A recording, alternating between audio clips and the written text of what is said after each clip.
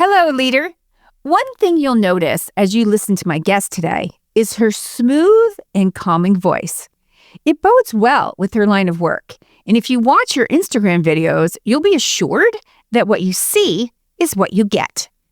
Now, you know I love featuring clients on this show because I want more people to know them, understand how fabulous they are, and reinforce the incredible work women are doing within their businesses to provide products and services that make a real difference. Today's guest chose trust as her word of the year, a perfect sentiment for her to lean into as she joined the Leadership Lab and gave over to the coaching program, the tools, and the deeper conversations as she committed to doing the work to restructuring her team and operations. You'll also hear how she shifted from treating clients in her home to launching a brick-and-mortar wellness center that includes extensive clinical services, educational opportunities, and retail offerings for those who are seeking radical wellness solutions. I can't wait for you to meet her. Welcome to the Stacking Your Team podcast, smart leadership for women who mean business. This show has been on air since 2018 to help women who own established brick-and-mortar businesses fix the people side of their business so they can stop carrying payroll pressure, stop overfunctioning as the default decision maker, and build a team that actually performs without burning anyone out or damaging their reputation. I'm your host, Shelley Warren. My entire career has been built on leadership coaching, team development, and creating accountable, productive cultures inside real workplaces. Over here, we don't just talk about leadership, we live it. This isn't online leadership theory, academic research, or HR speak. The work we do here is grounded in real teams, real workplaces, and real consequences. Each episode delivers practical, no-fluff strategies to help you lead a team that can carry the business forward with you, not on your back. And I'll say it again, the team that got you here might not be the team that gets you there. Let's go. Kara Aubin is the founder of Ayurvedic Wellness Center, where she works as an Ayurvedic practitioner, yoga therapist, and herbalist based in Kalamazoo, Michigan. Her approach centers on individualized, constitution-based care rather than that one-size-fits-all protocol. Through her clinical practice, Ayurvedic apothecary, and educational programs that includes a year-long Ayurvedic light practice immersion, Kara helps clients reconnect with their body's innate capacity for self-healing and balance. With 2 decades of training in Ayurveda and yoga, Kara translates ancient wisdom into practical tools for modern wellness. When she's not in clinic, teaching, or building better business systems with her team, you'll find her leading international retreats where students get space away from daily demands to reset, integrate the practices, and return home with tools that actually stick. Welcome to the Stacking Your Team podcast, Kara. Thank you, Shelley. I am really glad to be here with you today. I'm happy to see your face. I've missed you these last couple of months, and I've been thinking about you. I've been watching you online. I am so happy you were able to host your most recent retreat, and it looked like you had another great gathering. Was there anything different about this retreat than previous ones? Like, did anything significant happen, or did you learn something new? Were you rolling something out that was new? Maybe it was a new theme, maybe? Yes, thank you. So I just had a group that we were in Mexico, and it's a retreat center that I have hosted at actually many times before. And one of the things that we reflected on with some students who had been there with me before is that there was a real ease in this retreat. And I think that that is something that comes from my evolution, both as a teacher and as a facilitator, in that I am trying to fit less in, which seems very appropriate for many parts of my life and many parts of my business. Having taught at this location, having taught a similar theme many times, I can see how there's a parsing down in what I'm trying to accomplish. And in that parsing down of what I'm trying to accomplish, their experience becomes more rich. So I think the repetition of hosting at a single location allowed me to see that contrast. And I see that in some of the programs that I teach. I teach a 9-month yoga and Ayurveda training program called Svasadhana. And while we were on retreat, I was relating this story as well. I look back at the syllabus the first year that I taught that program, and I look at what I'm teaching now. And sometimes the content, there's a great reduction in terms of, how much content I'm trying to move through. And yet their experience is that much deeper because of it. So do you find yourself being more thoughtful about slowing the conversation down, giving people time to think and respond? I mean, I'm with you on this. There's a sense when you're facilitating something that you want to get as much goodness out of it that you possibly can. And so you're always trying to add in this and add in that. But you're right. People appreciate the stillness and the ability to just slow down, stop, absorb what's happening, and then sit with it. So, and I would think that's even more prevalent in what you do. Compared to when I'm facilitating something versus what you're facilitating something, I would think that is 100% the vibe you're going after. Yeah, you use the word stillness. I like that word. I would also add spaciousness. And it is a concept that we work with in Ayurveda often, is this idea of digestion. Now, often in Ayurveda, we're talking about physical digestion. But when we look at the force in Ayurveda, there's an entity called Agni. And Agni is the force of transformation. Now, there's a manifestation of that is our physical digestion. But you have to be able to transform your nourishment, so nutrition and information and situation and relation, right? It's being able to parse anything and figure out this is the essential and this is the non-essential. This is mine and this is not mine.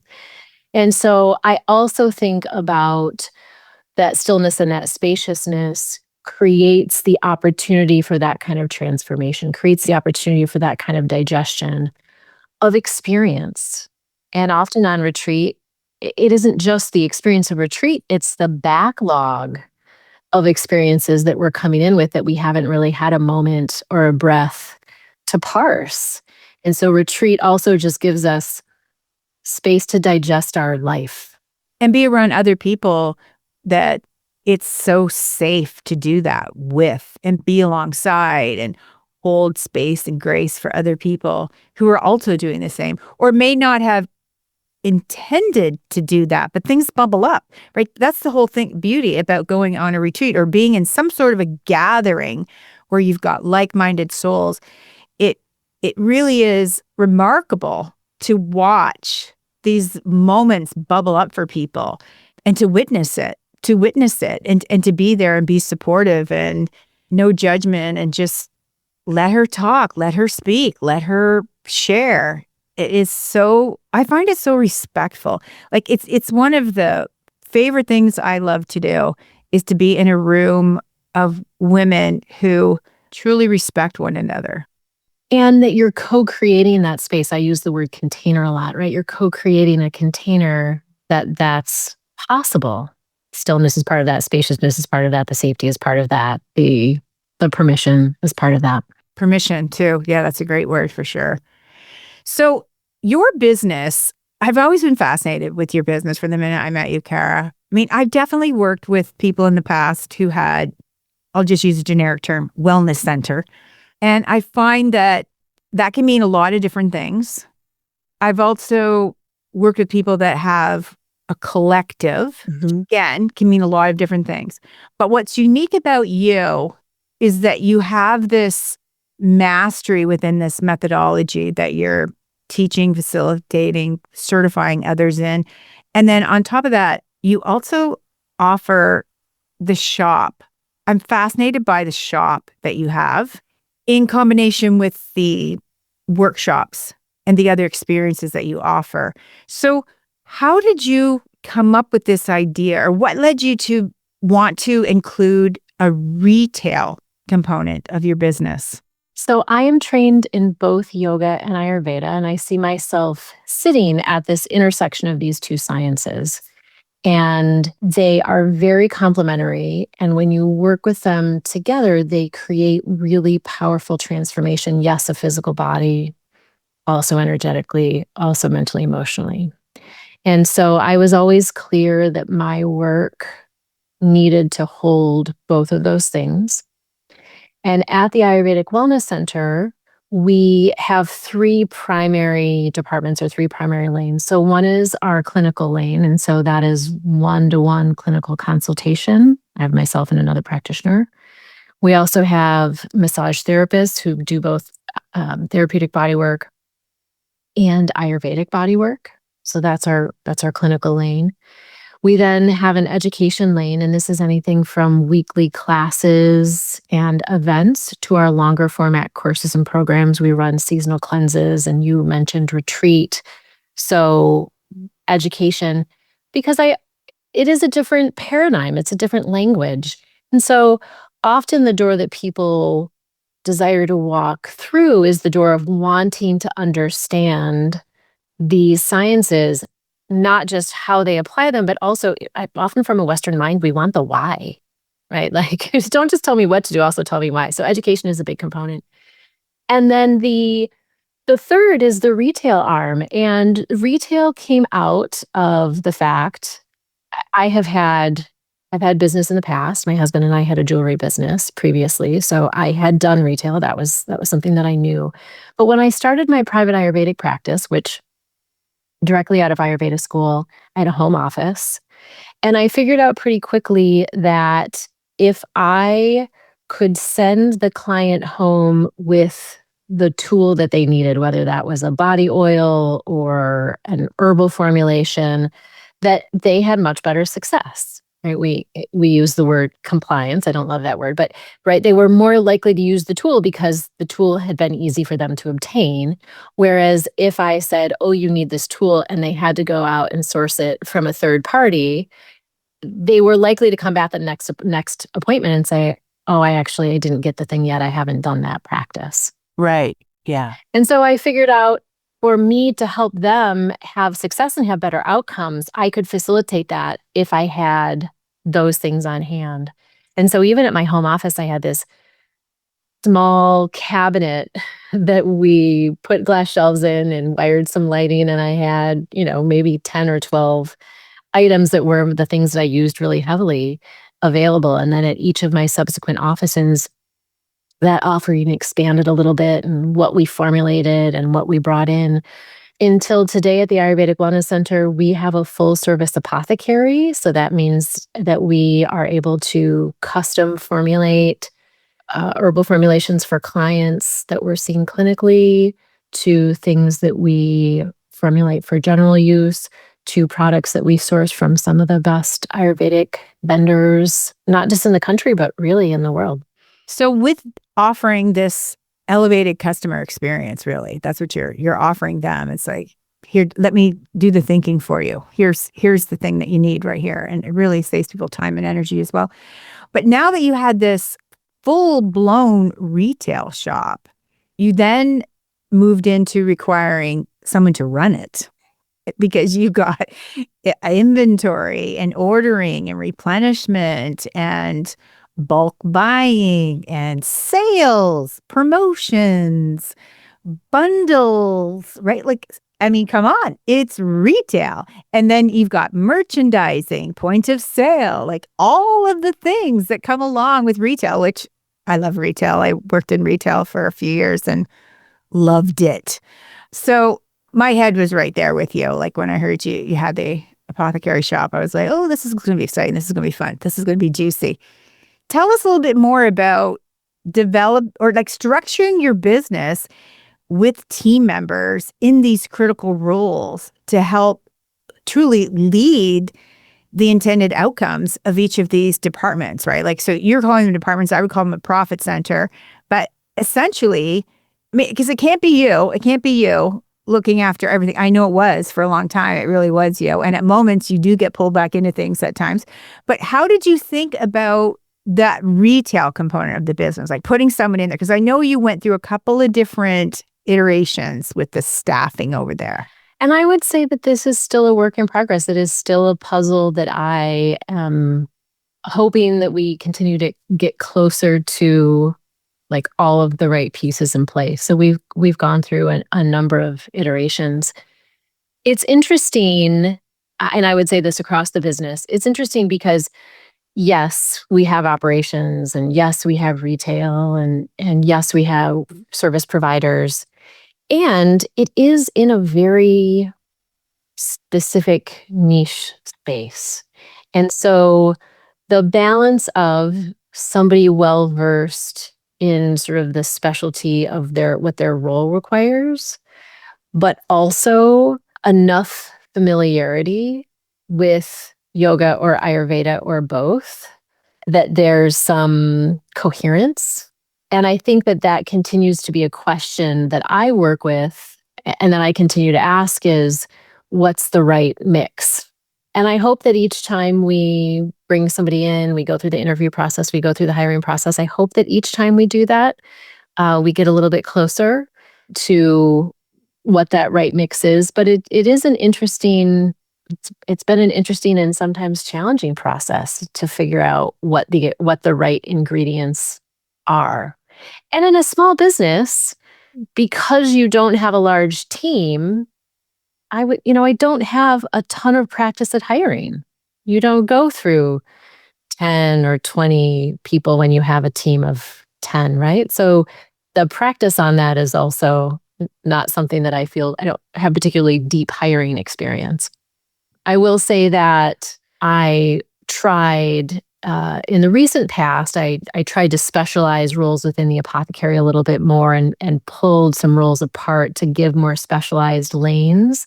And while I think there is a component of that was really helpful, I split inventory and ordering off from the production side. Well, I think there were some things that were positive about that. There were also challenges. There were challenges because there wasn't as much product familiarity, and the person who was inventory and ordering wasn't the person who was seeing and touching the product in-house on a daily basis, and that has some inherent challenges.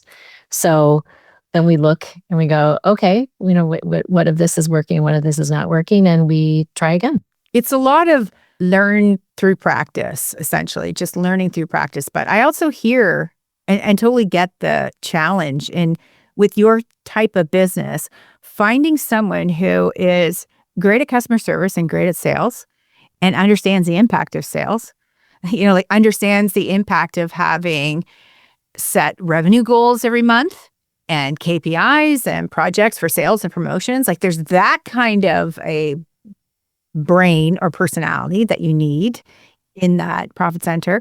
And at the same time, you need someone who can talk about the products in a way that is smart, right? Like that's really there to help educate the clientele, offer this product versus that product, truly understand the benefits of let's bundle this with that. And so it really is a special person that can come into that role in your business and have a nice bit of harmony between both those skill sets. That is a hard person to find. Mm-hmm. And you layer in herbs, right? We're talking about herbs. So we're talking about medicinal use of herbs. Mm-hmm. And we're talking about a pharmacopoeia from another part of the world. And it's often referenced in another language, right? So we're often using Sanskrit names for things. So there are multiple layers of complexity. I think all of this work, you have to have a passion for. You have to have some part of it that really excites you and lights you up. Whether that's the service provider, whether that's somebody really excited and jazzed about retail, whether that's somebody who really has a passion for plants and herbal medicine. And the upside of that is that I get to work with an amazing team of people who are really passionate about these sciences that I love so much. Yeah, you're really building a unique community within the community that you live in. Like, I feel like you're almost like a magnet, like you're drawing these particular individuals close to you because they're fascinated by the experience that you offer and by the level of support and assistance that you're offering.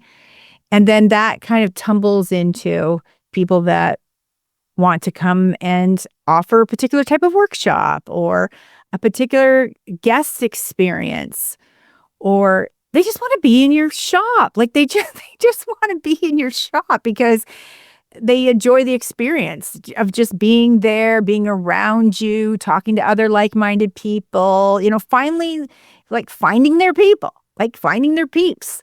And I think that's one of the things that in small business we don't talk about enough. It's a tangible outcome that particular businesses, I don't think they really highlight enough. That really is part of what you're doing, is you're creating a community for other people who are fascinated by this work and giving them a place to come together and just rub elbows with each other, learn more, and inspire each other. Community is a big piece of what I don't know that I would use the word offer, because I don't know that we are offering community, right? We are holding a space for community to happen in.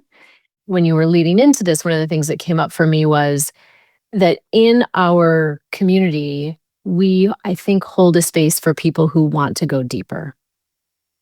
There are lots of places that you can go and you can practice yoga, right? But we are inviting people into a traditional and perhaps more classical version where we're diving into theory, right? We're utilizing things like the Yoga Sutras. We're inviting people into a deeper study and self-reflection. This is true for our Ayurvedic work as well, that I certainly want to emphasize accessibility, but I don't want to have it seem as though, this is something that I created or this is Kara's idea. Like we really want to do service to these sciences as they have been carried forward through, hundreds and thousands of years. So I think that we offer an invitation for people to go deeper.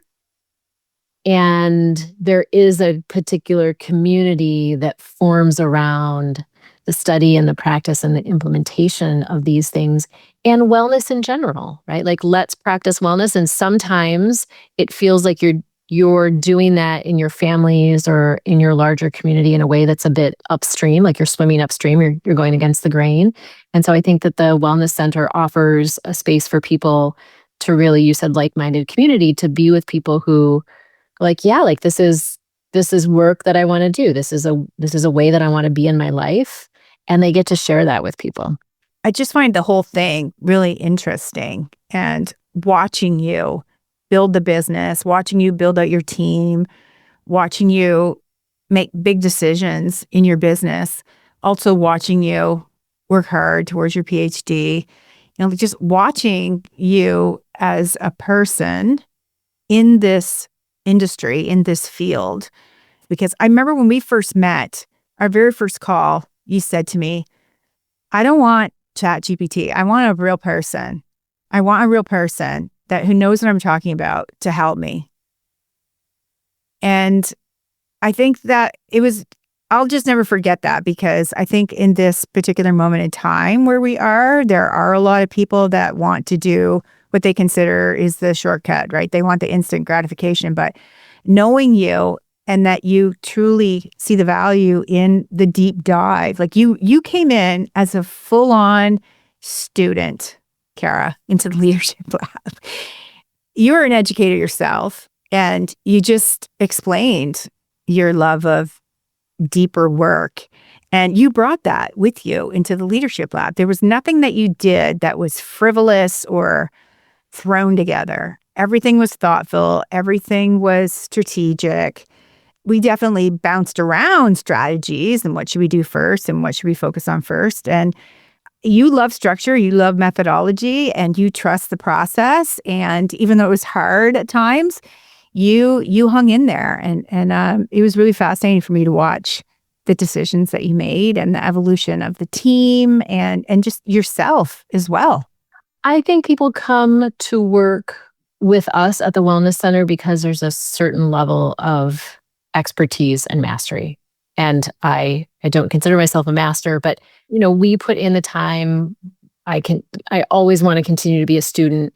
And I think that people plug in because they sense that these are people who are doing their work. These are people who who are walking their talk. And for me, that's what I want from my providers or my team, whoever they are, whether that's my wellness professionals or coaching. I love efficiency, but I don't want the shortcut. I want to work with people who are experts in their modality or their craft, and you offer that. So I've really valued that from second or two. Well, I watched you really cozy up to the tools. I mean, you've done everything. You've leaned right hard into skill stacking. You embraced career paths. You spent a lot of time refining your compensation structure. And you also jumped all the way into 5-hour work plans. I truly believe that for you, these tools were more than a tool. Like you really embrace these as a way to operate your business, a way to develop other leaders in your business so that you could step back more and more and more, right? The whole intention of this was, hey, the business is growing. I'm also working hard on my PhD, and I want to build other leaders so that they can become a stronger foundation to the business that we're building here. And so there was never, not once did you question, is this really going to work? Is this tool really going to work? Not once. You were more like, give me the thing. I want to go work on it right now, which was difficult for you too, because you're running a business, you have a full life.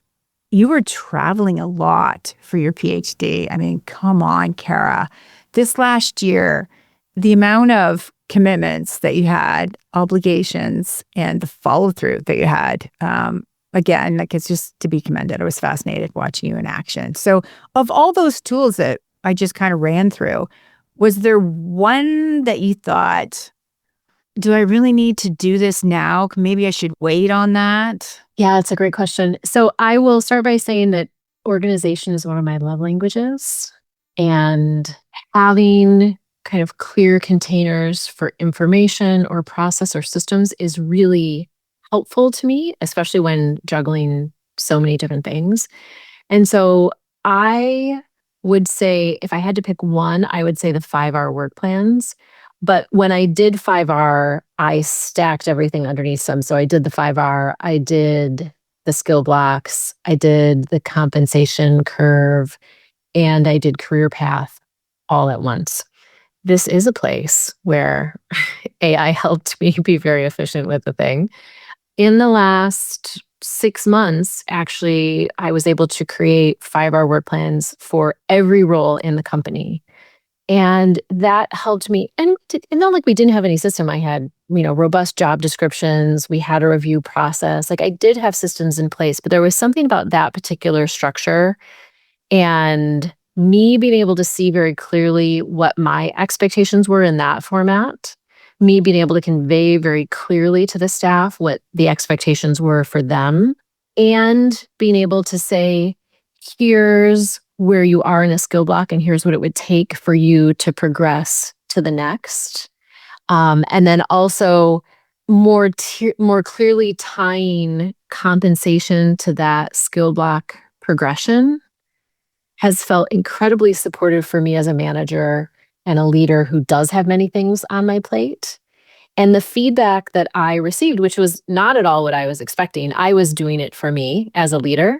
But the feedback that I got from the team was, this is so helpful. That they had a kind of clarity. Yeah, they knew exactly what they were getting paid to do. Mm-hmm. This is exactly what I'm getting paid to do. There's no gray areas. It's all in black and white. And you went a step further with building out the skill blocks and the career paths with the bell curve for compensation that showed them, here's how you can have a career with me. Here's how this business can support a longstanding career for you that's going to be very interesting and very motivating. And you'll be able to just keep building on your skills and building on your experience and just building and building and building through versus, hey, I have this wellness center. We do workshops, classes and things. I have a shop too. Would you like a job? Like, come on, right? Like this was so much more than that. So you're offering such a higher level of employment in your town where you live. And you had all the structure to back it up. So it wasn't just a story you were telling them. You weren't dangling any carrots out in front of them. You did the work. You put the plan together. You put it together in a way that was very visual and also very clear. And you took the time to walk each person through it. So I'm not surprised at all that individually your team was like, oh, I love this. This is so clear. Because at that point, they can either say, well, I'm in or I'm out. And we're just about to go through our first annual review cycle that will also then utilize the 5R as the basis for the annual review. So I'm interested to see what that's like as well.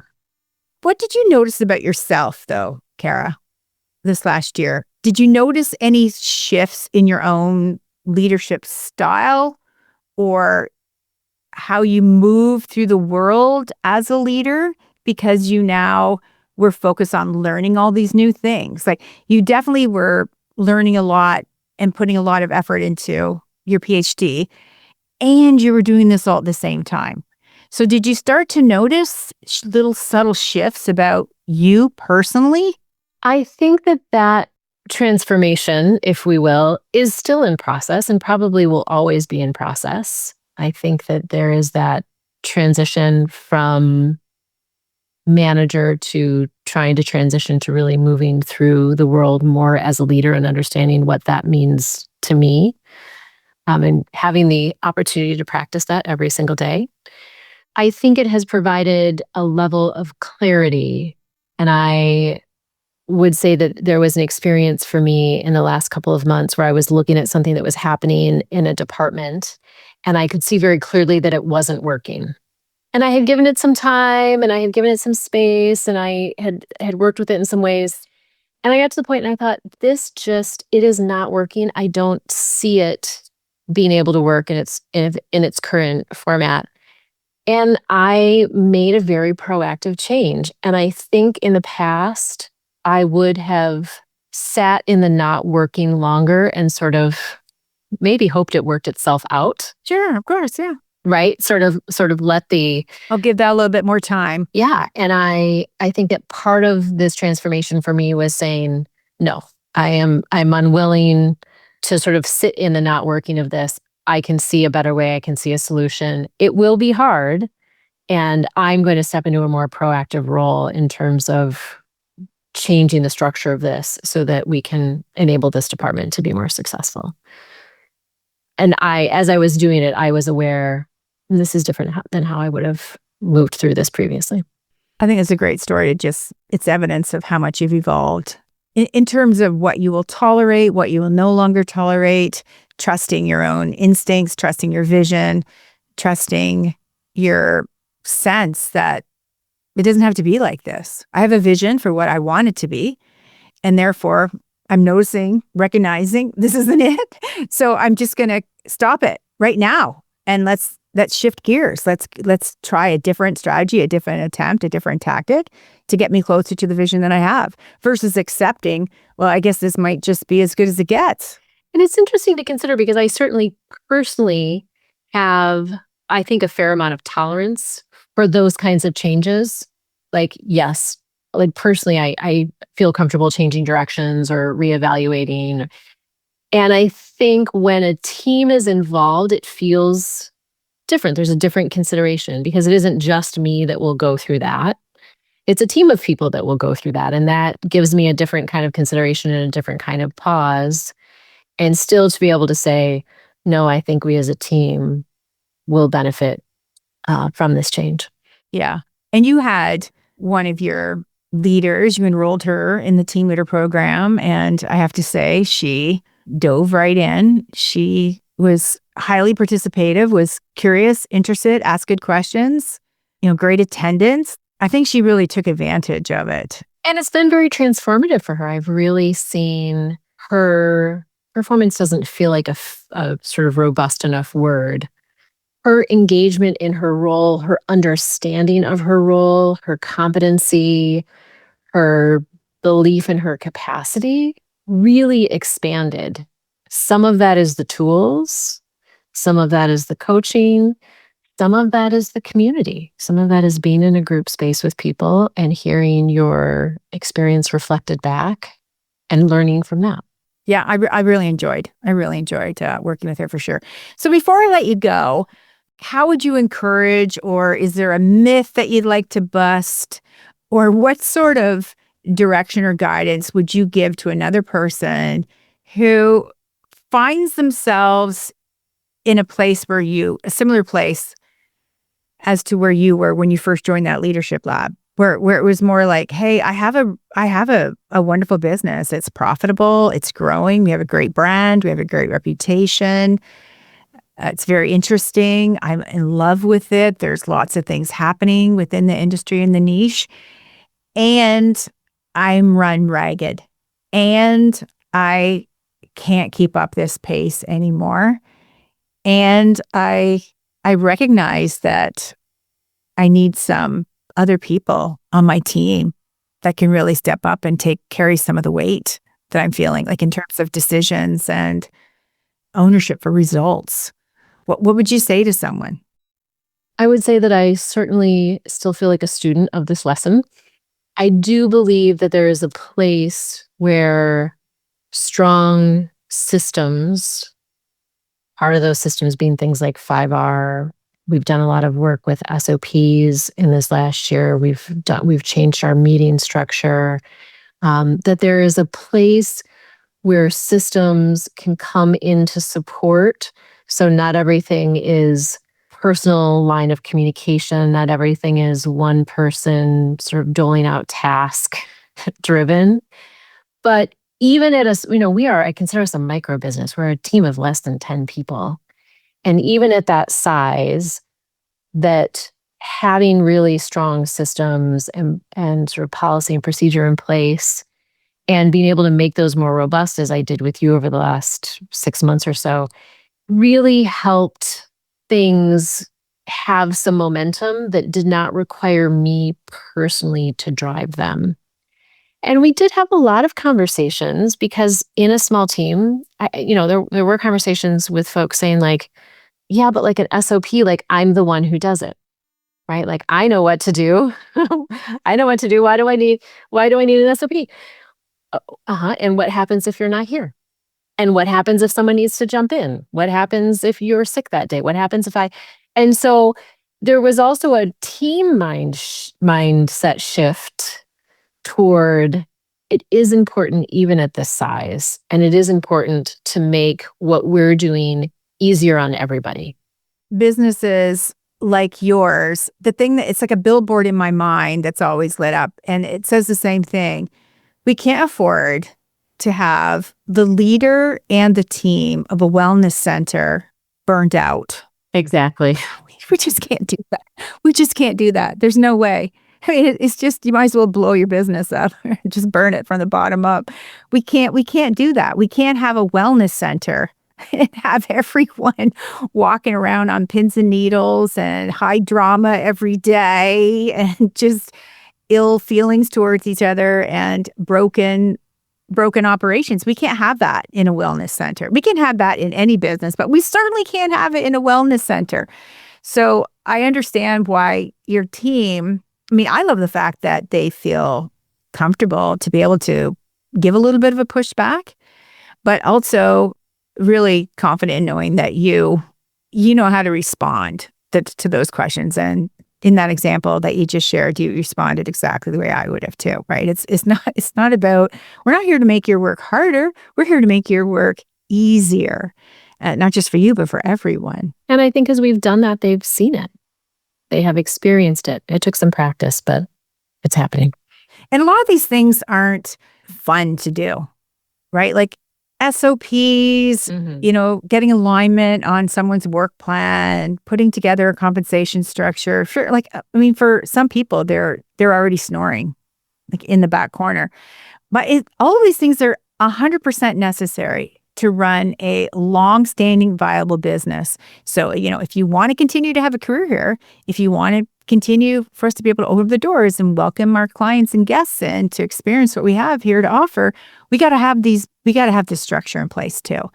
And then I think other people too, they can take pride in knowing that they've left their stamp on the business by building out these systems and these structures, for sure. might not have had a good time doing it, but at the end of the day, when it's all put together and they see their coworkers leveraging these systems and structure and things feel more easier, there's not as many fires to put out, everyone seems happier, everything seems more in control and calm. You're like, yeah, this is my vision. This is what I wanted to have happen for sure. Yes, agreed. Well, I appreciate you coming back and doing a little bit of a Where Is She Now episode for us, Kara. Where can people stay in touch with you and learn about all the incredible work that you're doing?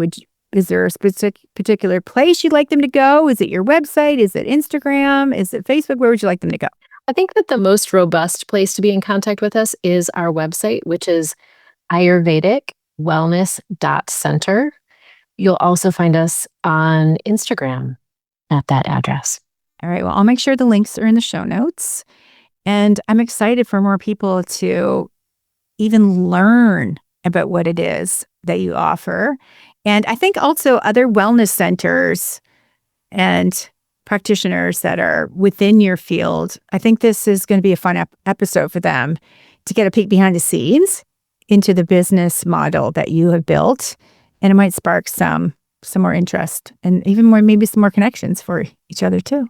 Thank you, Shelley, for the invitation to be here. It was really good to reconnect with you and to see you today as well as hear you. Thanks always for your support.